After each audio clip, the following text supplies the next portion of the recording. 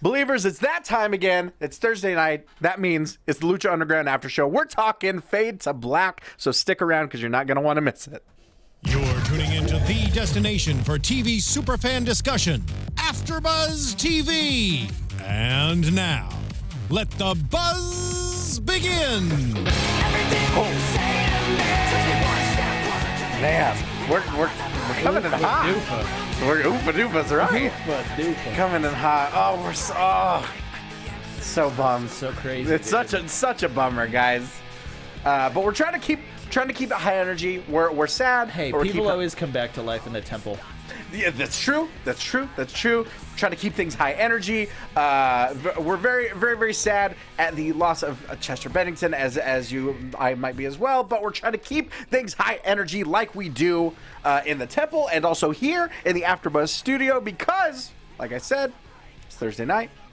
The time is right to talk about the temple. Yeah. You know. I like what you did there. Oh, you like Wrapped it up, tied it up in a nice little bow. I'm a poet and I didn't even realize it. Yeah. Yep. Guys, it's the Lucha Underground After Show right here on AFTERBUZZ TV. As always, I'm your host, Ty Matthews. You guys can find me on our phone. God, Snarled. I always www.com have so snarled. much trouble saying this. You can find me on all forms of social media at Ty Matthews PMA. Rachel Sam Evans, as you may or may not notice, is not here with us. She is in San Diego right now at San Diego Comic-Con doing cool stuff like she does. But you can, pardon me. Find her on Twitter. There you go. You got it. At Rachel Sam Vans. Find her on Twitter. Rachel Sam Evans or Rachel Sam Evans, depends on how your brain works. Or www.youtube.com/snarled or the newly launched Slaytrix channel. Awesome. Very, very exciting stuff. Congratulations. As you can hear, joining us as always, the always lovely, always talented. You can find him online at Jimbo in the Booth. Guys, it's Jimbo in the Booth. James, Franck. Hi. How you I'm doing? excited to talk Lucha, but I'm really excited because last week Oh, boy. we had this amazing shout out to Jay and Ben Productions for their amazing song. It's not really a remix, but I went home and I made a little video for Marty the Moth. We're going to share it with you now. For those of you listening, you might want to go to YouTube to watch this. Yeah, please, before we get into this, if you're listening to iTunes, we appreciate you. Make sure, comment, review, subscribe, rate 5 stars if you're nasty. But jump on over to the YouTube stream because we're about to give you a little bit of a treat. Yeah, here we go. Neil? Ladies and gentlemen, we bring you the Fork Song. Fork, fork, fork, fork, fork, fork, fork, fork, fork, fork, fork, fork, fork. I made this for Marty. God. Because after the episode last week. I love that it gets a little bit louder. Fork, fork, fork, fork, fork, fork, fork. And that, ladies and gentlemen, was the Fork Song. Shout out to Jay and Ben Productions. Thank you for that. God bless you, James. I hope Marty likes that. Holy crap. Have you tweeted it to him yet? I didn't. I DM'd him it because I was afraid to post it online. I didn't want it to get flagged and taken down. Or... That's parody. Yeah. It's parody. Yeah, I think you're good. I see all the shit the Botchmania guys have to go through. I'm like, yeah. I know, right? Fuck. We'll get it. Yeah. We'll put 4 pictures in this so it doesn't get taken off. That song has to find an audience somehow. That was for you, Marty. That song and that video, that's for Marty. Shout Guys, out Jay and Ben Productions. Also joining us in the booth, our favorite tall drink of water. His name is Neil Plumley. Hey, what's up, guys? I have pants on. Ooh, it's a first for Neil. And Becca's in the booth, and she has half pants on because they're all ripped open. She loves those torn up jeans. She got them half off. You son of a... That's what she keeps telling everybody. Good night, guys. Be sure to stay with us, folks. Things could break any minute now. Be sure to tip your waitress. We're doing our best here. We're really holding things together. Guys, let's talk about Fade to Black. I've kind of lost track of the episode numbers at this point. Is it 26, 27? I think it's 28. Is it 28? It's 28. Yeah. 28. Boy, I just can't. His numbers, man. I'm a words guy. I know that you're upset.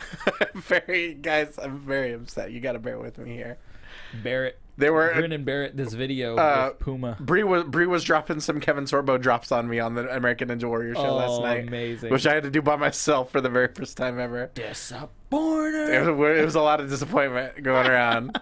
But it was Disappointed. Right there you go, Kevin. Kevin, we missed you. Oh man. Let's talk about Fade to Black. Let's talk about Prince Puma and his flashbacks. Yeah, I liked it.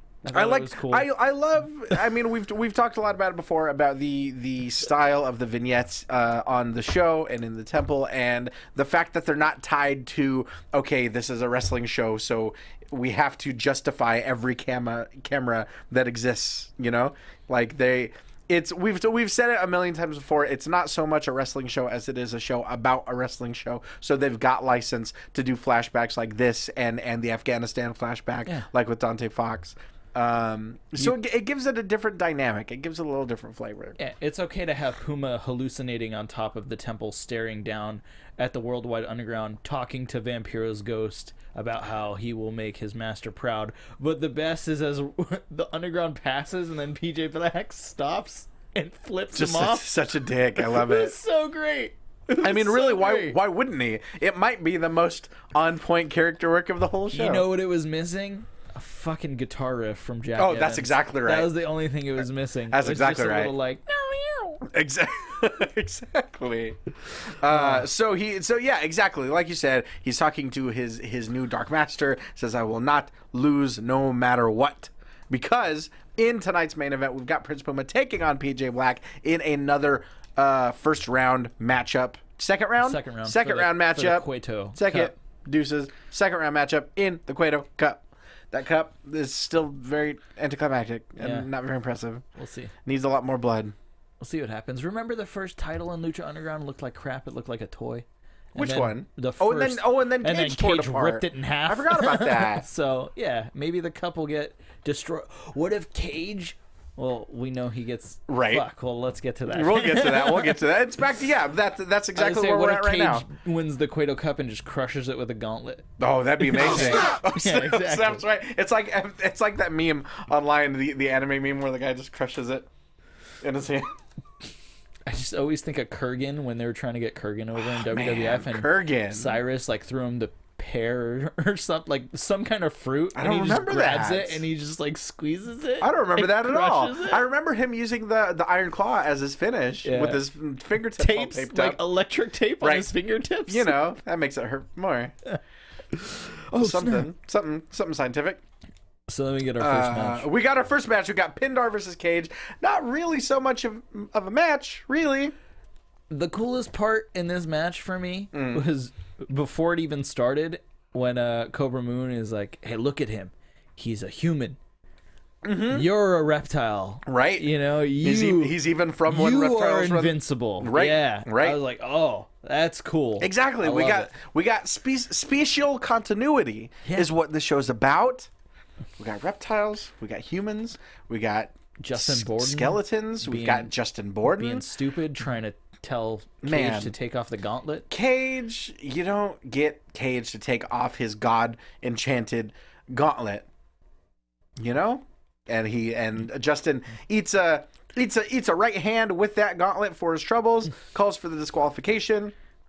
And then gets hit with a Steiner screwdriver for his efforts. Really, I guess Falcon Arrow. I know it was more of a Falcon Arrow, which is fair. Probably better to not kill him. It's probably better, yeah. Yeah, it was definitely more of a Falcon Arrow. He did the deal. It was funny because when I saw him at PWG like 2 weeks ago. Who, Justin or Cage? Justin. It was right after he'd got knocked out with the brass knuckles. And I was like, oh man, that was great. I loved it. He's like, just wait. Just wait. He wasn't kidding. Justin is a trooper. He's the main ref. Pindar. What else? Pindar moves on to the next round of the Cueto Cup. Slithers into his next spot in the. He's a sneaky little snake. Little snake. Next up, we've got Dante Fox versus Son of Havoc. Even more shenanigans before this match, as Son of Havoc appears out of nowhere, Son of Madness, doing what he do. I'm sorry, Son of Madness, the other son. The bad son, if you will. Oh, the good son with Macaulay Culkin. Right. What a good movie. Right. Remember Party Monster also with Macaulay Culkin? Yeah. It's a weird movie. Sleeper. Him and fucking Seth Green, right? Yeah. Guys, go on. Places, please. Quiet down. And here we go. Roll camera. Guys, go watch Party Monster if you haven't. It's a wild ride. Dante Fox, Son of Havoc, Son of Madness, shows up doing what he do with a chain, beats the dog shit out of Son of Havoc before the match. But it's like Okay. Hear me with it. Hear my whole thing. Dario has gone to great lengths to establish that against their normal protocol, DQs are actually in effect in this tournament for whatever reason. I've got my own issues with that. But, like, they don't, like, all of a sudden, instead of having gets the shit kicked out of him before this match, and now it's back to bloodthirsty, like, oh, like, you can either forfeit or you can fight, you know? Like, why can't they just call? Oh, I mean, I guess the match hadn't started yet, but, like, you can't have, like, the squeaky clean tournament with all of these other DQs and all of this other shenanigans, and then, like, no, you must fight. And then they have a normal match. Dude, yeah, that's and a dope match, don't get me wrong. The match was awesome, but I think this all should have taken place afterwards if Havoc was going to lose anyway. Right. You know? Right. Cuz I can see that. He jumps him, he knocks him over the rail, he tosses him down the barricade. You think Son of Havoc is finally going to do something cool. He dives off the top of the barricade and he just gets KO'd with this chain in his hand, and then Madness is sitting there like dangling the chain. Dario comes out and says, you either forfeit or you fight. He crawls his way to the ring and then proceeds to have an amazing match A dope normal ass match where he does shit that have you ever seen someone do a Death Valley driver off the ring apron to the floor? To the floor? Hell to the knob! No, that's probably the right answer. You know, that was insane. Yeah, that was nuts. The dive over the post. Oh God, yes, absolutely. The ass buster leg drop. Dude, it hurt just watching that. We've seen him do that in the temple before, and it gets more difficult to watch every time. I think that my is favorite. I don't know if you guys have heard. Abraham's hardest part of the ring. It's the hardest part of the ring. My favorite parts in this match were when Son of Havoc was like getting his ass kicked, and then he got like one moment to get something offensive in, and just like Fox goes for his moonsault off the ring post onto the outside. There's this badass jib camera shot of him doing that. He lands on his feet. He runs in and he goes for like the wheelbarrow, either quesadilla or whatever. And Son of Havoc catches him in the wheelbarrow and just fucking swings him right into the barricade. Just right against the barricade. I was like, yeah, because that's what you would do if you were in a real fight. You wouldn't be like, oh, let me lift you and take this arm drag. Right. You'd swing him dude into the nearest hard surface. Yeah, absolutely. That was amazing. What else did we see? Beautiful Swanton Bomb from Dante Fox. Oh, yeah. For sure. I'm going to keep calling it low main pain. That's, like, I'm not going to describe exactly what it is. If you Google AR Fox low main pain, you'll see what I mean. It's awesome every time. Like when he did it this time, he landed on one knee. He did. It was like popped right back to his feet. It was an interesting landing for sure. Yeah. I thought it looked cooler. Yeah, I thought it looked cooler. Actually. What else? Yeah, the Death That Valley. sounds kind of interesting. It's a little interesting. Oh, R.I.P. the voice of Kermit. He didn't die, but got shit canned. Well, hello there. This is Kermit the Frog. That's also in the news if we're in the business of being timely. After he hit that low main pain, I wrote in my notes, I was like, this is a hell of a match for getting knocked out with a chain. You know? Like, what the hell is going on here? Eventually, Son of Havoc misses. The Shooting Star Press gets hit with a Fox catcher for Dante Fox to move on to the third round. Right? Yeah. It's a lot of brackets to keep track of in my head. All these brackets. Keep forgetting to print them out every week. God damn it. So Dante Fox moves on. What else? Next up, we're introduced to Benji. To Benjamin Cook, the brand new agent of Worldwide Underground. This is so funny. It's I don't know. It's interesting. I'm pretty surprised by it. It's getting to the point where Worldwide Underground is getting, I think, too many members, maybe. Like, I don't know. Borderline NWO. It's getting there. It's getting there. It's getting there. But Benjamin Cook, for a split second, just like the briefest split second, my mind, when they cut to him in the promo, was like, Paul Heyman? How did they... Wait, what? Like, for the briefest split second, it just like, at first glance, you're like, wait, what? Oh, I didn't even put that together. Like he would be that kind of character. That would be him. But it's more so Paulie Dangerously. I was thinking Better Call Saul. Sure. Brandon Stroud, friend of the show, who will be here next week with us to discuss next week's episode. Nice. He described it as Saul Heyman, Nice. which Saul Heyman. which I very much enjoyed. That is great. Very much. I enjoyed love that. how he's like, I like all you guys. Maybe not you. Maybe not Ricky. And Ricky's just like, poor Ricky Mandel. What, mister? Can't catch a break. Gee, mister, That's not nice. He just wants to cosplay Johnny Mundo. That's all. Tell me more about this Dario guy. But I love- Sounds like we'd get along great. I did love during this whole segment, like the inspirational music that was swelling in the Yes. background. Yes.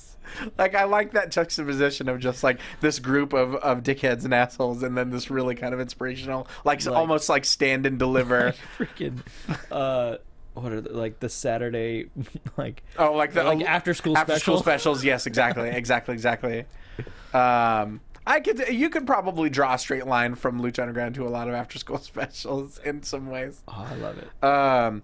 So we find out next week we will get more Cueto Cup matches. We've got the Mac versus Tejano, and shockingly enough, for the first time in the temple, Drago versus Pentagon. Whoa. Isn't that like, I could not believe that. That's what they said. That's what Yeah? they said. Even no tag matches or anything. Tag matches, maybe. Okay, maybe like the first singles. I think the this is- first ever singles. bout? Okay. Pretty sure that's what they were saying. Even that though is hard to Yeah, believe. that is hard to believe. Right after 3.5. No, Seasons? 2.5 seasons. Yeah. Yeah. 2.5 seasons with 40 freaking episodes. Right, very you know, long, like, very long that's- seasons at yeah, that. And you got to think like 3 matches an episode. Yeah, and they're both kind of like, if you were to list maybe the top 5 of competitors in the temple. Especially stars you might have known them before, but, Right. But people like you would say, who are TNA stars? You'd be like Christopher Daniels, AJ Styles, Sure. Frankie People Kazarian, that kind of you know, define the product. Lucha Underground, Pentagon, Phoenix, Drago. Right. You know, Exactly. Those are your poster boys. Right. So yeah. So we'll get that. We'll get that match next week. We'll get Mac versus Tejano. Hopefully more appearances from Famous B and You think the he beautiful tries Brenda. to recruit the Mac? Oh, could be. Very well could be. I would try to recruit the Mac if I was Famous B. I'm interested to see where they go after last week's vignette for sure. I would like to see a further continuation of the beautiful Brenda being played as this kind of like, she's like a strategic partner almost, you know, she's part of those plans. You know, what they were doing was very carefully thought out and very meticulous and very methodical. I'd like to see more of that from her. Because, yeah, she's very secretly the best part of the show. She's so good. It's so good. Son of a bitching baby. Son of a bitchy baby. Holly Maui is a I got my genius. scissors, and they're just giant, comical, friggin' Novelty ribbon cutting scissors. So amazing Jonathan scissors. that's what we'll, Amazing Jonathan. What a pull. Loved Amazing Jonathan. Are we already? Are we already We at our are main at the event? main event, dude. Holy crap! Yeah, that's what time flies. I guess Well, Dante Fox and Son of Havoc took up quite kicked the shit out of each other. quite a bit of time, as did this match. PJ Black taking on Prince Puma, the darkened version of Prince Puma, if you will, the skinny jeans version of Prince Puma. They even mentioned that. They did. He was kicking ass, You and can't not Vampira's like, mention it. "Oh man, he's doing all these cool moves," and Striker's like, "And in skinny jeans." Right, exactly. But God, what a match this was. I also loved how Striker shouted out Johnny Saint. And like old school British Johnny wrestling Saint, when they were going Rollerball Rocco. Dude, World of Sport is my shit. and how he's like in future, like fans of today will be talking about these two guys like we talk about those two guys. Real quick, if you guys haven't watched World of Sport, I'm sure we've talked about it on the show before. It's very, very literally way ahead of its time. If you watch guys like Jim Breaks, Fit Finley, Mark Rollerball Rocco, Johnny Saint, all of those guys, it's insane watching how ahead of their time and how smooth and fluid they are in their technical wrestling, in their chain grappling. As I think that was the comparison being made. Yeah. That technical wrestling that they started the match off with. It's so gorgeous. Watching Johnny Saint for the first time, everything that he did, I had to rewind 5 or 6 times just to see how he did it. It's crazy. Same thing. The Lucha equivalent would be Jorge Sky Rivera. Very much the same way. You just have to keep rewinding his stuff over and over to see how he got into holds and submissions and pins. If there is a blood sport like straight Kumite Bloodsport movie with the best of all the styles, who would you send? Oh God, you got to think like Johnny Saint would be your British guy. I mean, yeah, you got to think Skydo would be your luchador. Johnny Saint. I mean, if you're talking all of luchador, because Skydo was a very specific flavor of lucha. If you're talking all of lucha, I'm sure you would think, God. I mean, maybe not El Santo. El Santo was like the biggest, like mainstream star. Blue Demon. Maybe Blue Demon. I mean, obviously, Mil Mascaras, Rey Mysterio. Yeah. Hey, don't you dare! Don't you dare! You put that away right now, Neil. You let us talk about wrestling on the wrestling show.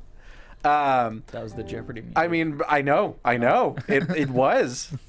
It was out of line. Out of line, Neil Plumley. Brawling, a brawler, you would have to send Bruiser Brody, I would think. But Hansen. yeah, Stan Hansen. Tweet us your thoughts, guys. This is who's going in the Kumite? Yeah, who's in the new version of the Quest? Right, exactly. Which was another version of Bloodsport. It was, wasn't it? Basically. Nothing like a good old Kumite. But they do this awesome back and forth, and then Puma hits the backflip to the superhero pose. God, so dope every time. Perfect. Like it's right it's so stupid, and it gets me every time. So dope. 98% of the time. You're damn right. Doesn't make sense. At one point, PJ Black hits an awesome inverted suplex directly into a Dragon Sleeper. Oh, yeah. Beautiful transition. And before that, Puma's running at him in the corner, and he hooks his legs on his head and tucks under and like Ranas him into the turnbuckle. Oh, which yeah. is really cool. Absolutely. I like that a lot. What else? There was kind of almost like a half-hatch suplex where it was like a normal suplex, when but he with, regal plexed him? without the not that. Oh, we'll get shit. to that. We'll get to that. But no, PJ Black at one point almost hits a half-hatch suplex where he's got his head under his arm, but he doesn't hook the other arm. He just straight up takes him over. Is that when he made his little like arm motion before he did it? No, that was when he was going for that kind of flipping cutter. Because I was wondering about that too. I was like, what's up with this hand motion he's doing? But no, right yeah, at one point, Prince Puma hits this incredible deadlift regalplex.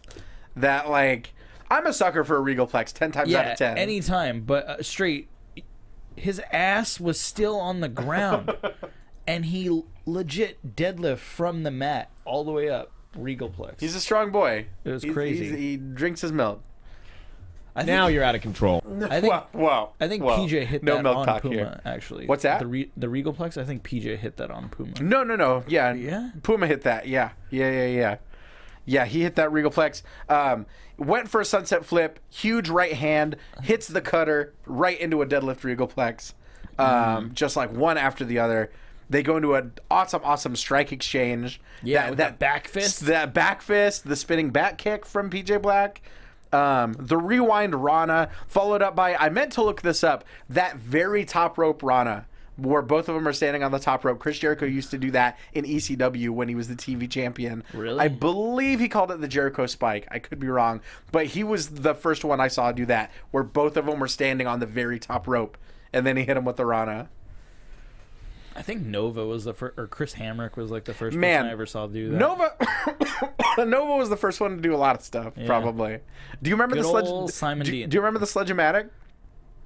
He would lift the guy up bomb and the elbow. Yep, he would lift the guy up nuts. in a power bomb and then turn it into an elbow drop on the nuts. Yeah, On the nuts. I'm a sucker for a good Gallagher reference. He Also, always had tons of funny names for the Spin Doctor, the Smash Mouth. What was the Smash Mouth? It was when he'd pick him up in a powerbomb and he'd throw him out and catch him in a facebuster. Oh wow, that's right. Yeah. I think Vic Grimes used to do something like that. Anyway, Vic Grimes. I digress. Yeah. The more you know. The more you know about stupid wrestling Mike names. about Mike Bucci. Good old. He was the first person to do like the Segway and freaking. Oh, that's right. He was way ahead of his time with hoverboards. Yeah, that's right. That's Think about right. that shit. And he was teaming up with Maven. Remember Maven? Wow. Maven Huffman. Let's just reminisce about the original Simon Tough Enough winner. Systems. Imagine him in the temple. Who's Simon Dean? Yeah, like Oh, he's that'd be like he's amazing. going door to door to sell his supplements. And he just knocks on the temple. I still want a prospector. I was really hoping that Have we talked about that on Yeah, the show? remember when we found out Kevin Martinson was going to be in this season, but we didn't know who he was going to be? Oh, that's right. And I was like, I really hope he's a prospector that's like digging up, looking for bones, and just like, oh, the temple. There's gold in that there temple. Oh boy. What's under this temple? Oh God, we don't want to know. You never know. Oh boy. It could happen. That's our. I mean, I guess that's our episode. Let's get to the finish of this match. What ended up happening?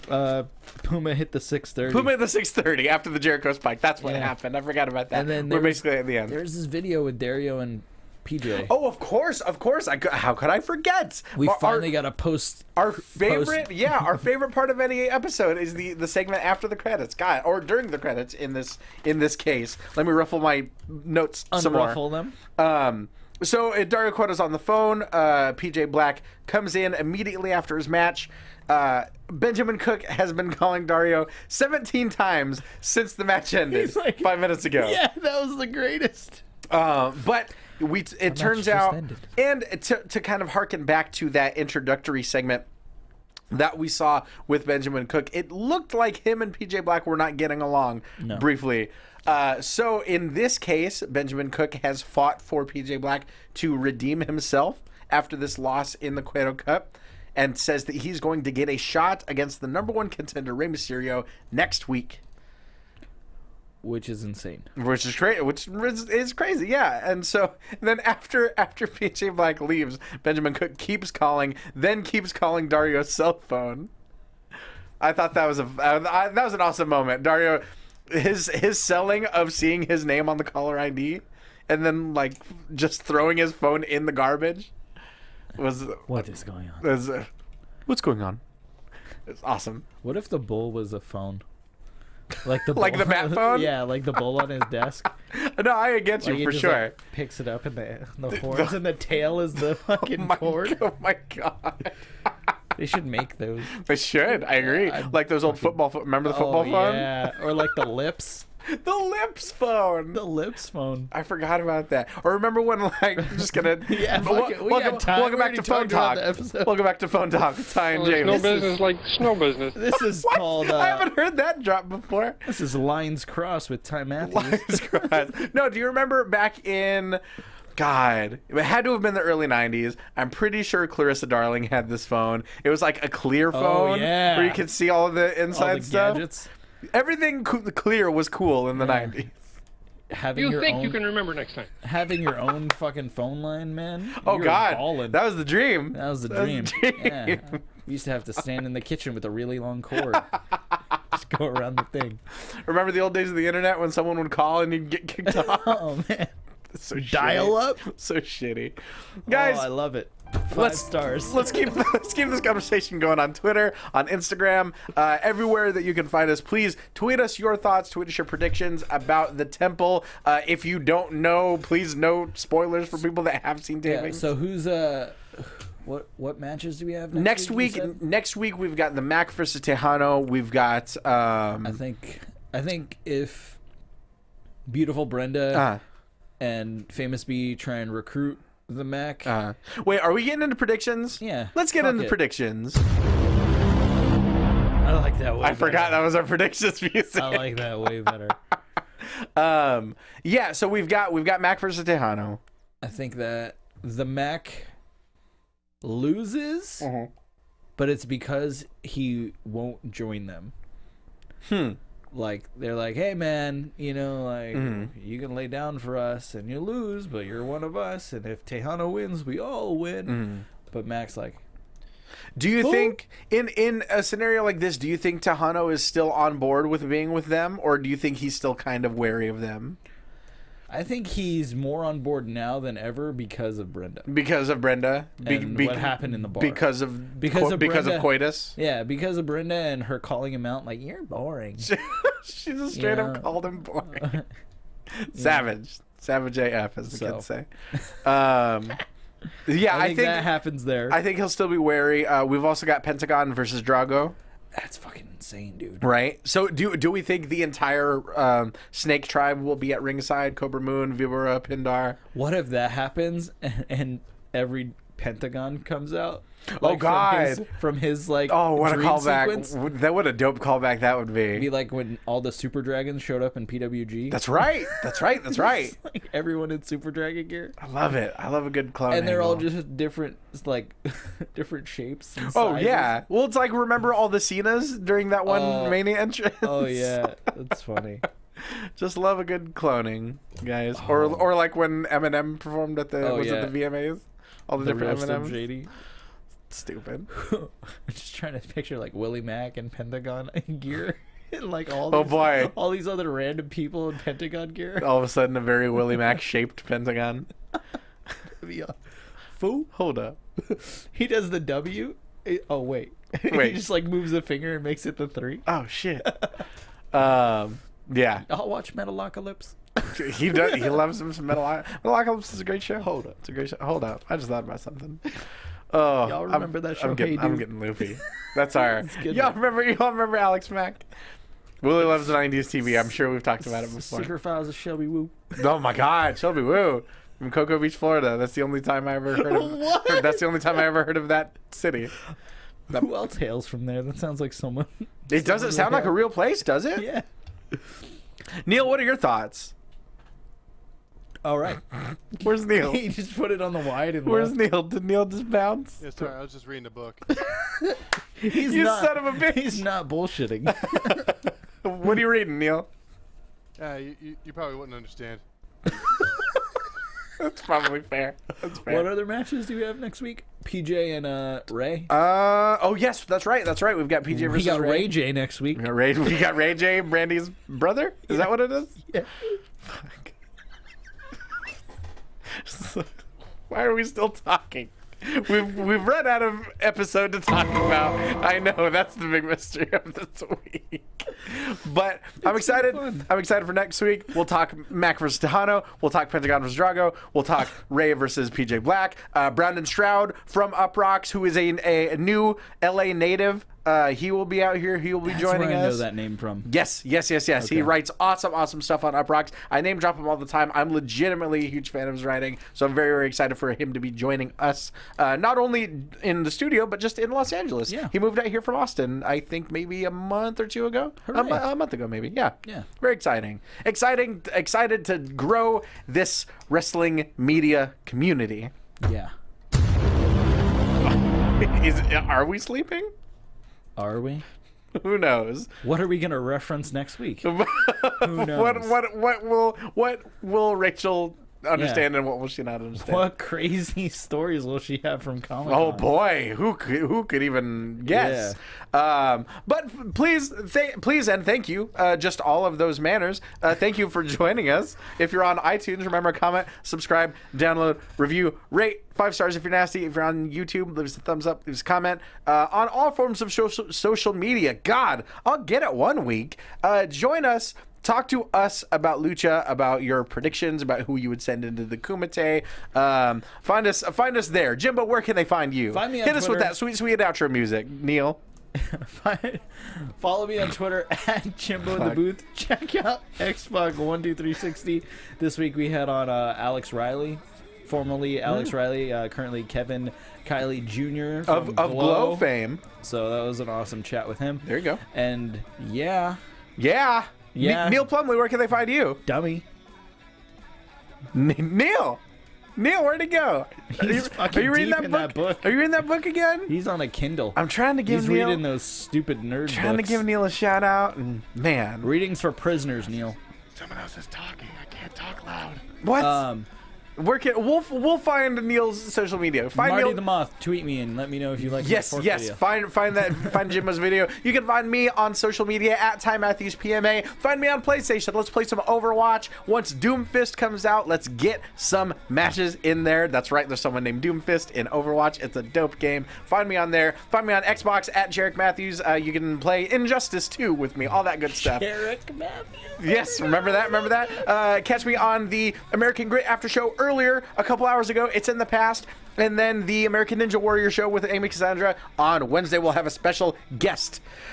Oh, that was a lot of shills, a lot of plugs. But guys, until next week, viva la lucha. From executive producers Maria Menounos, Kevin Undergaro, Phil Svitek, and the entire AfterBuzz TV staff, we would like to thank you for listening to the AfterBuzz TV network. To watch or listen to other after shows and post comments or questions, be sure to visit AfterBuzzTV.com. I'm Sir Richard Wentworth, and this has been a presentation of AfterBuzz TV. I always love Kablam. That was a hoot!